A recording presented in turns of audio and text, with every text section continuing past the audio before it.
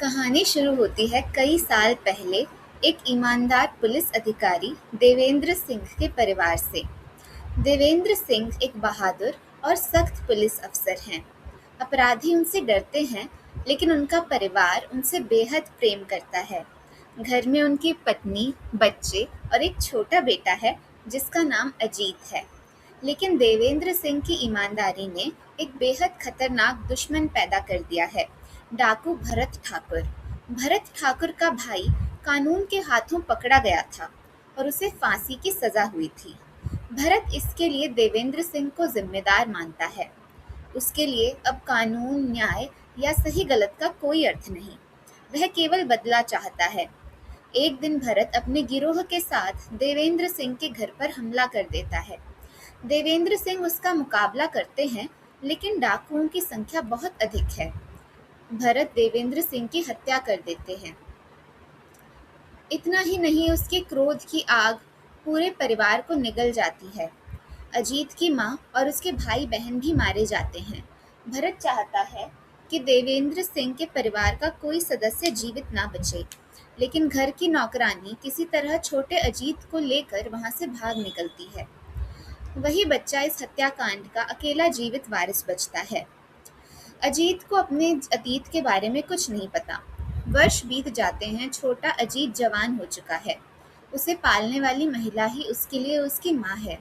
उसने कभी उसे यह नहीं बताया कि उसका वह असली बेटा नहीं है। अजीत पढ़ा लिखा नहीं है। वह एक मजबूत, बेफिक्र और थोड़ा शराब पीने वाला एक ट्रक ड्राइवर है। उसकी जिंदगी बहुत सीधी है। ट्रक चलाना, सामान पहुंचाना, दोस्तों के साथ हंसी मजाक करना और अपनी माँ की देखभाल करना।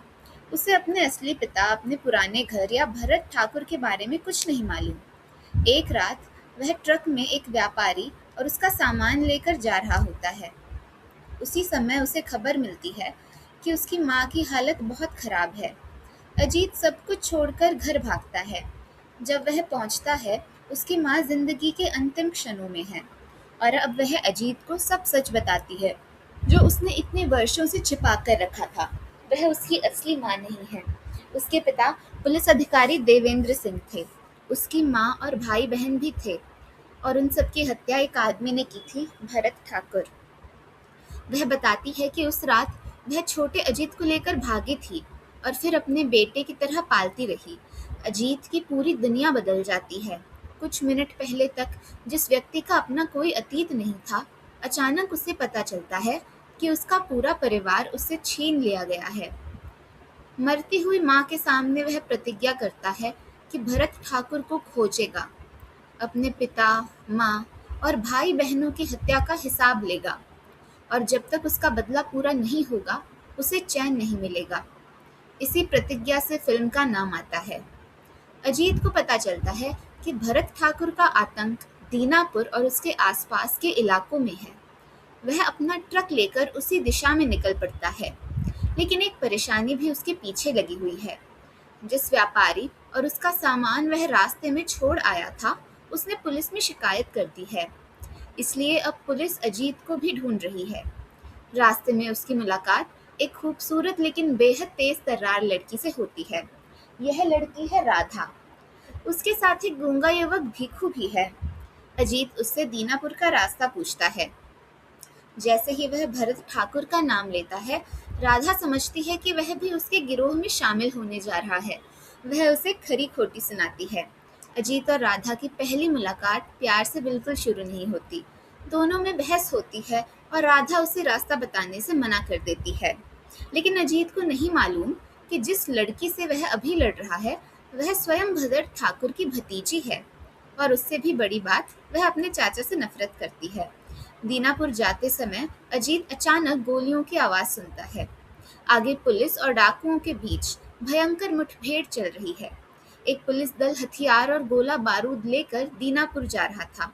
उनका उद्देश्य वहां पहली बार एक मजबूत पुलिस चौकी स्थापित करना था, ताकि भरत ठाकुर के आतंक को समाप्त किया जा सके। लेकिन रास्ते में डाकुओं ने उन पर हमला कर दिया। लड़ाई समाप्त होने पर लगभग सारे पुलिसकर्मी मारे जा चुके हैं। केवल इंस्पेक्टर डिसूजा जीवित हैं। वह भी गंभीर रूप से घायल। अजीत उनके पास पहुंचता है। डिसूजा बताते हैं कि ट्रक में मशीन गन, बंदूकें और हाथ गोले हैं। यह सारा सामान दीनापुर की पुलिस चौकी के लिए था। कुछ ही देर बाद डिसूजा की मृत्यु हो जाती है। अब अजीत के सामने एक पूरा ट्रक हथियारों से भरा पड़ा है और उसके मन में विचित्र योजना आती है। वह स्वयं पुलिस अधिकारी नहीं है, वह पढ़ा लिखा तक नहीं है, लेकिन जिस भरत ठाकुर से उसे बदला लेना है, उसके इलाके में पुलिस का नाम सुनते ही डाकू सतर्क हो जाएंगे। इसलिए अजित फैसला करता है वह खुद पुलिस इंस्पेक्टर बनेगा। वह वर्दी पहनता है, हथियार लेकर दीनापुर पहुंचता है और स्वयं को नया थानेदार बताकर वहां पुलिस चौकी स्थापित कर देता है। यहीं से फिल्म का बहुत मजेदार हिस्सा शुरू होता है। दीनापुर के लोगों ने वर्षों से असली पुलिस लगभग देखी ही नहीं थी, इसलिए उन्हें समझ नहीं आता कि असली इंस्पेक्टर कैसा होता है। और अजीत को भी नहीं पता कि पुलिस इंस्पेक्टर को क्या करना चाहिए। बस फर्क इतना है कि उसकी मूछें हैं, वर्दी है और ट्रक भरकर हथियार हैं। गांव में एक अवैध शराब बेचने वाला आदमी है, बिरजू ठेकेदार। उसका साथी है कान्हा। अजीत गांव पहुंचते ही शराब मांगता है। बिरजू खुश हो जाता है। उसे लगता है नया पुलिस वाला भी बाकी लोगों जैसा निकला। लेकिन कुछ देर बाद अजीत घोषणा करता है कि पुलिस चौकी यहीं उसके शराब के अड्डे के पास बनेगी। बिरजू की हालत खराब हो जाती है। अजीत उसे और कान्हा को पकड़कर पुलिस स्टेशन बनाने के काम पर लगा देता है। अजीत शराब भी पीता है, पुलिस की भाषा भी ठीक से नहीं जानता और कानून की किताब भी नहीं पढ़ सकता। लेकिन गांव वालों को एक बात बहुत जल्दी समझ आ जाती है, यह आदमी भरत ठाकुर से डरता नहीं है। अगली सुबह राधा उस आदमी को पुलिस की वर्दी में देखती है जिससे रास्ते में उसकी लड़ाई हुई थी। वह पहले हैरान होती है, लेकिन जब देखती है कि अजीत बिरजू जैसे लोगों को काबू में कर रहा है, तो उसे नया थानेदार पसंद आने लगता है। राधा अजीत को भीखू की कहानी बताती है। भीखू कभी सामान्य आदमी था। भरत ठाकुर के लोगों ने उसकी पत्नी को मार दिया। उसने पुलिस में शिकायत करने की कोशिश की तो सजा में भरत ने उसकी जीभ कटवा दी, इसलिए भीखू बोल नहीं सकता। अजीत के लिए यह केवल एक सामान्य अपराध की घटना नहीं। उसे महसूस होता है कि भरत ने केवल उसके परिवार को नहीं उजाड़ा, उसने पूरे इलाके को भय में जीने के लिए मजबूर कर रखा है। अजीत भीखू के पास जाकर बोलता है कि वह इसके लिए भरत के खिलाफ लड़ेगा। भीखू तुरंत तैयार हो जाता है। राधा भी साफ कर देती है कि केवल खून का रिश्ता होने से वह भरत के अपराधों का समर्थन नहीं करेगी। अब अजीत को अपने बदले की लड़ाई में पहला सच्चा साथ मिल चुका है। भरत ठाकुर तक खबर पहुंचती है कि दीनापुर में नया पुलिस इंस्पेक्टर आ गया है। पहले वह इसे गंभीरता से नहीं लेता। कई पुलिस वाले पहले भी आए और चले गए, लेकिन जब अजीत उसके आदमियों पर कार्रवाई शुरू करता है तो भरत समझ जाता है कि यह आदमी अलग है। वह दीनापुर पर हमला कराता है। डाकुओं को उम्मीद है कि गांव वाले डरकर भाग जाएंगे और नया इंस्पेक्टर अकेला रह जाएगा। शुरुआत में ऐसा ही होता है, लेकिन अजीत डिसूजा के ट्रक से मिले गोलों और हथियारों का इस्तेमाल करता है। उसे उनका इस्तेमाल पूरी तरह आता भी नहीं, फिर भी किस्मत और साहस दोनों उसका साथ देते हैं। वह डाकुओं को पीछे हटाने पर मजबूर कर देता है और इस घटना से गांव का माहौल बदल जाता है। जो लोग कल तक पुलिस चौकी का नाम सुनकर छिप रहे थे, अब स्वयं अजीत के पास आते हैं। सब कहते हैं हमें भी पुलिस में भर्ती करो। नतीजा यह होता है कि अजीत के पास दुनिया की सबसे विचित्र पुलिस फोर्स तैयार हो जाती है। दुकानदार, शराब बेचने वाले, डरपोक गांव वाले और ऐसे लोग जिन्होंने जिंदगी में बंदूक तक नहीं पकड़ी। और उन्हें ट्रेनिंग देने वाला इंस्पेक्टर स्वयं असली पुलिस वाला नहीं है। एक हमले के बाद गांव में एक बूढ़ा अंधा व्यक्ति आता है, शिव काका। वह मरे हुए डाकुओं में किसी को पहचानने की कोशिश करता है। अजीत को पता चलता है कि शिव काका कभी उसके पिता देवेंद्र सिंह के साथ काम करता था। वह उस रात का भी गवाह है जब भरत ने अजीत के परिवार की हत्या की थी। अजीत पहली बार किसी ऐसे व्यक्ति के सामने खड़ा है जिसने उसके माता पिता को सचमुच देखा था। शिव काका उसे पिता की बहादुरी के बारे में बताते हैं। अजीत की प्रतिज्ञा और मजबूत हो जाती है। अब वह केवल अपनी माँ से सुनी कहानी के भरोसे बदला नहीं ले रहा, उसके सामने उसके पुराने जीवन का जीवित गवाह खड़ा है। भरत समझ जाता है कि अजीत को केवल गोलियों से हटाना आसान नहीं होगा, इसलिए वह गांव में शराबी चांदी को बुलाता है। चांदी हमेशा नशे में रहने वाला ऐसा आदमी है जिस पर कोई खास ध्यान नहीं देता। भरत उसे आदेश देता है कि वह अजीत की बनाई पुलिस फोर्स में भर्ती हो जाए, वहां रहकर सारी जानकारी उसे पहुंचाता रहे। चांदी नकली पुलिस वाले की नकली पुलिस में असली जासूस बनकर घुस जाता है। अब अजीत की हर योजना, पुलिस चौकी की हर कमजोरी और गांव वालों की तैयारी की खबर धीरे धीरे भरत तक पहुंचने लगती है। दूसरी ओर अजीत अपने नए सिपाहियों को ट्रेनिंग देने की कोशिश करता है। किसी को ठीक से मार्च करना नहीं आता, कोई बंदूक से डरता है, कोई आदेश का अर्थ नहीं समझता। इन्हीं दृश्यों में फिल्म का बड़ा कॉमेडी ट्रैक बन जाता है। उधर शहर में असली पुलिस विभाग परेशान है। इंस्पेक्टर डिसूजा और उनकी टीम दीनापुर गई थी, लेकिन उसके बाद उनकी कोई रिपोर्ट नहीं आई। वे एक पुलिसकर्मी को वहां हाल जानने भेजते हैं। अब अजीत की समस्या केवल भरत नहीं है। अगर असली पुलिस को पता चल गया कि एक अनपढ़ ट्रक ड्राइवर पुलिस की वर्दी पहनकर थाना चला रहा है, तो वह स्वयं जेल जाएगा। अजीत किसी तरह आने वाले पुलिस वाले को भरोसा दिलाता है कि दीनापुर में सब ठीक है। वह लौट जाता है, लेकिन अजीत जानता है कि यह झूठ हमेशा तक नहीं चलेगा। उसे भरत तक जल्दी पहुंचना होगा। इस सारी भाग दौड़ में राधा और अजीत लगातार एक दूसरे के करीब आते हैं। राधा को उसका अक्खड़पन परेशान भी करता है और पसंद भी आता है। वह उससे बार बार सुधारने की कोशिश करती है। अजीत कभी उससे लड़ता है, कभी उसे छेड़ता है और कभी अपने दिल की बात कहने की कोशिश करता है। यही फिल्म का सबसे प्रसिद्ध गीत आता है, मैं जट यमला पगला दीवाना।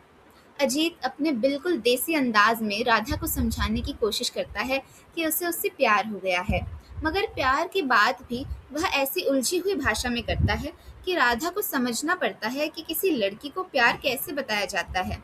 उसकी नोक झोंक धीरे धीरे सच्चे प्रेम में बदल जाती है, लेकिन दोनों जानते हैं कि उनके बीच भरत ठाकुर की छाया खड़ी है। राधा उसकी भतीजी है, अजीत उसके खून का प्यासा है।